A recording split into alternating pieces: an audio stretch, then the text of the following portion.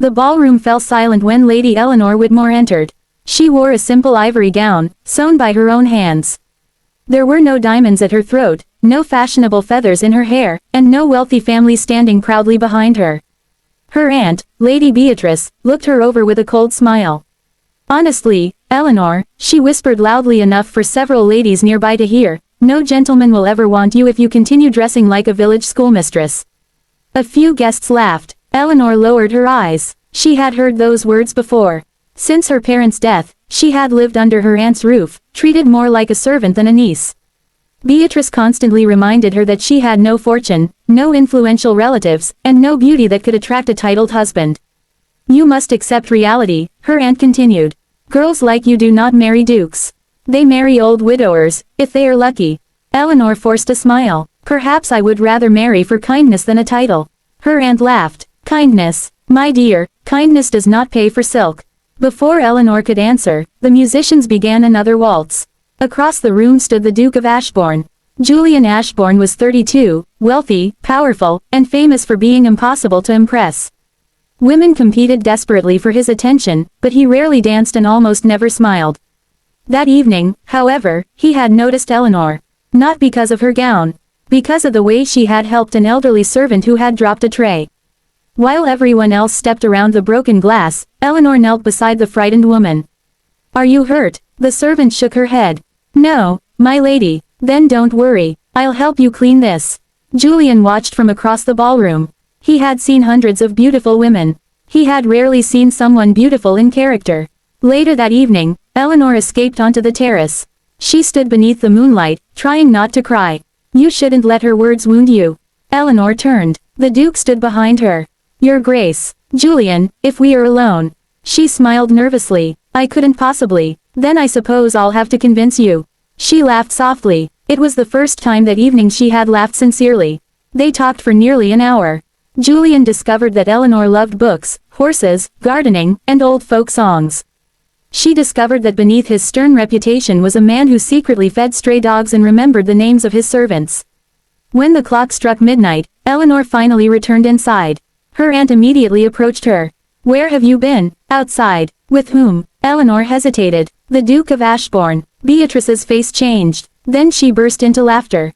"Don't be ridiculous. A man like him would never court you." Eleanor said nothing. 3 days passed. Then 4. No letter came from the Duke.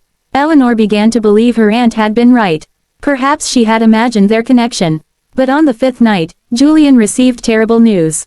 His mother had fallen seriously ill at the family estate. He immediately left London. Before departing, however, he learned that Eleanor was being forced to accept an engagement with Lord Harwick, a wealthy man twice her age whom she despised. Julian stopped in the middle of the road.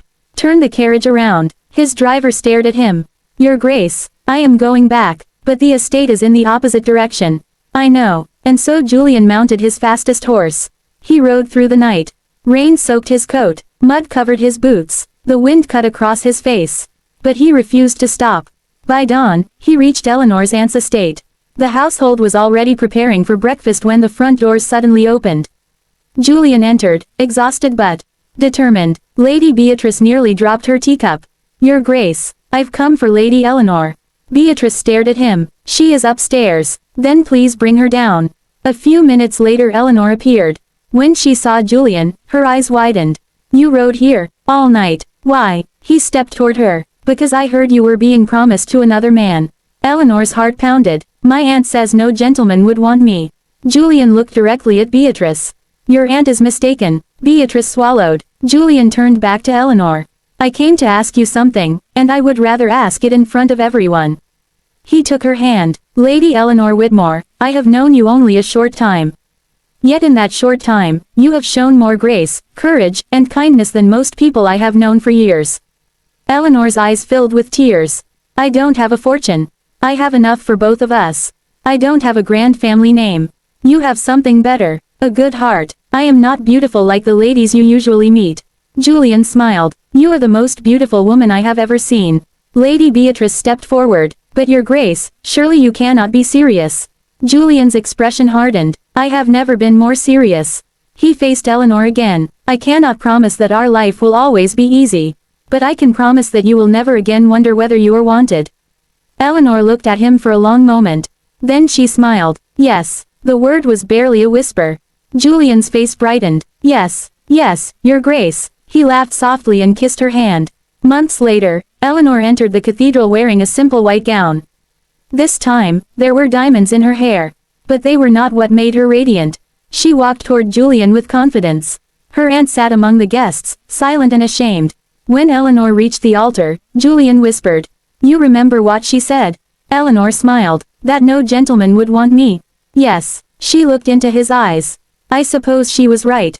Julian raised an eyebrow. Eleanor smiled wider. "No gentleman wanted me." She squeezed his hand. "A duke did." Everyone laughed. And when Julian kissed his bride, Eleanor finally understood something she should have known all along. A woman's worth was never measured by the number of gentlemen who wanted her. Sometimes, it only took one extraordinary man to see what everyone else had been too blind to notice.